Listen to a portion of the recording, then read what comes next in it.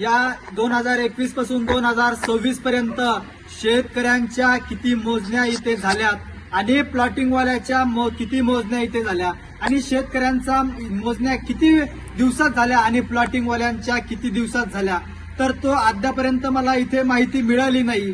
आणि मी आज स्वातंत्र्य दिनाच्या दिवशी 15 ऑगस्टला मी माझं इथे 4 तास अन्नत्याग ठिय्या आंदोलन केलं. तरी शेवटी आंदोलनाच्या शेवटी इथल्या वरिष्ठ अधिकाऱ्यांनी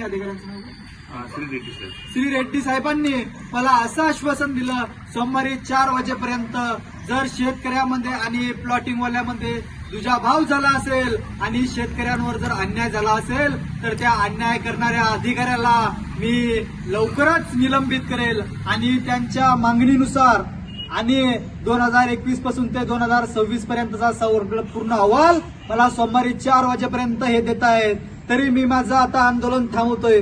परंतु जर ही सर्व माहिती मला येत्या काळात जर मिळाली नाहीये तर परत मी आता लोकशाही मार्गाने आंदोलन केलं, परंतु सोमवारी मला माहिती मिळाली नाही तर मंगळवारी हे भगत सिंगाच्या मार्गाने माझं आंदोलन राहील.